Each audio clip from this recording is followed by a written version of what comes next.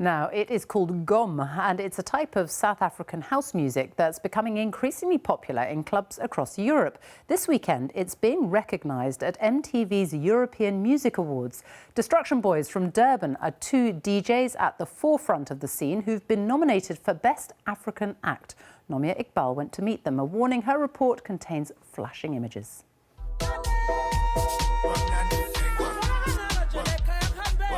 Music that we make is 100% authentically South African music. It's not made anywhere across the world. It's called Gqom, comes from the dusty streets of Durban. Destruction Boys have sold millions of records, won multiple industry awards, and they've done it by themselves with no major record label. Q and Golmax were born here in the township of KwaMashu, which has one of the highest murder rates in South Africa. It was in this house where they created their first album on an old PC. What is it about KwaMashu that inspires that sound that you guys make? It has to be the struggles, eh? Yeah, the struggles, yeah. It has to be the struggles. I mean, the crime is on an all-time high. People, if you can show them like that came from KwaMashu, maybe They won't believe you. Why? Because like KwaMashu is just like a township, just a hood. With no major record label behind them, Destruction Boys have relied on social media and local taxis playing their music to get noticed. But despite their tiny setup, this summer Destruction Boys performed at one of Europe's largest dance festivals. They've also played gigs in London. To see the music go from here to there, it's pretty awesome. It's amazing. Yeah. It's amazing. We're still in awe, like we're shocked. Who are you? What's going on? So it's like that, man. But we're really happy that we came with something truly South African and authentic, and people actually fell in love with it. So.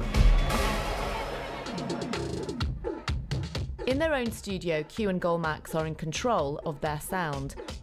Having already gone gold and platinum, it's the reason why they haven't signed to a major record label. And they say they don't want to be exploited. Ownership is a very key thing here in South Africa because a lot of people don't own a lot of things that they do for themselves. So we want to own everything that we do. They want to perform in Ibiza, where the world's top DJs play, and follow in the footsteps of famous South African artists Black Coffee and Euphonic. Euphonic has been in the music industry for more than 20 years, working independently. But even he admits it has its limitations. It's definitely difficult. It's not the easiest thing in the world.